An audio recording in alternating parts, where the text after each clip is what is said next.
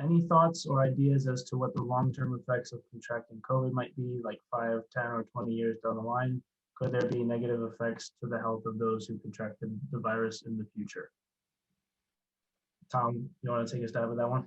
Sure. So kind of branching off of Chris's previous comments, right? We don't know. There's a chance that I'm going to say some stuff here that in 3 months is going to get pulled back and say, no, that's not really true, or maybe we're blowing it out of proportion. But there have been reports of, as Chris said, there can be heart damage. I know that there are some people who feel foggy. They have kind of mental acuity issues long term. I know there's fatigue. People feel like they really got kind of worked over, and it could be months before they really start to feel better again.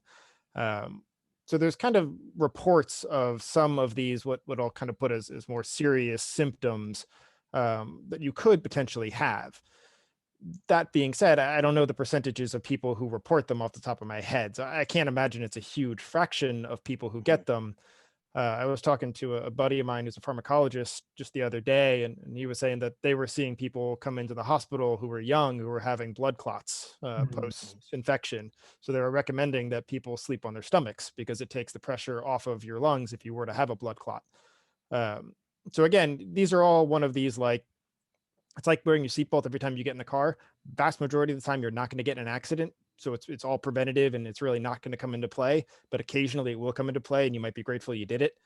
Um, so I can't tell you exactly how likely it is that these things can happen, but there are definitely people out there who have had blood clots. There are people out there who have mental acuity issues, who have massive fatigue.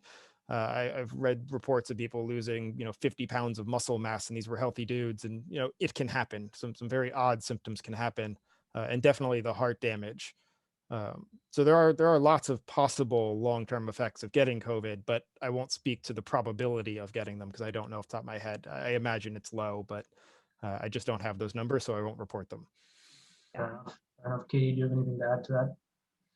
Yeah, I was just say, I think following up, from what Chris said earlier, like these reports of kind of dramatic, like long-term side effects are what make publications and what make the news. But the Mhm. vast majority of people who get COVID and recover, even if they did have, a pretty serious infection, won't have these like long-term effects. So I think that's something that, yeah, it's not as flashy, but is probably closer to the truth. So Yeah, and I will say along that line, not to go back in time here and go back to the previous segment, but I think part of this is that the public is getting to see under the curtain, under the Mhm. hood a little bit here. That, like, this is more or less the scientific process. To be honest, it looks chaotic, and it is, but typically we don't report all of this stuff in real time. We, the community, review it. We say which ones we think are reasonable, replicable, not, and we build off of it.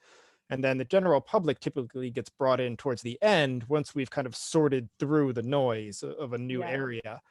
area. Given the speed of COVID, the public is not getting the reviewed stuff 6 months, 12 months, 18 months, 5 years, 10 years later. You're getting the thing that was published yesterday, which very few people have taken a look at, and nobody has verified if it's true or not.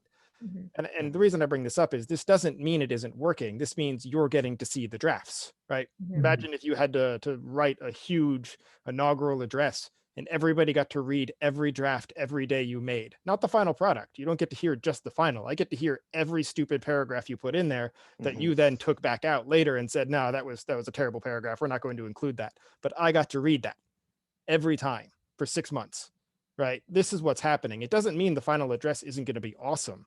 What it means is you're going to see all the stuff that wasn't quite right because that's how drafts work. Yeah. Right. And that's what's happening here as a new study comes out and it says you can get heart palpitations. It's like, yeah, you can. And then 10 more come out and say, yeah, but it's only in 0.03% of the population that get COVID. You say, okay. So now it's in the possible but unlikely category. But Yeah. when it And first came out, nobody, it was only in the possible category, and Mhm. possible inflicts fear, right? Yeah, and nobody sees the next 10 that say, oh, it's only this small percentage. They Yeah, only see the first one. exactly. Right. Mhm. So I think that's what's happening is people Mhm. are seeing the scientific process play out in real time, but they're not seeing the checks that we put in because you're seeing the product before it's finished. You're seeing the Yeah, prototype, not the final. that makes sense. That makes sense.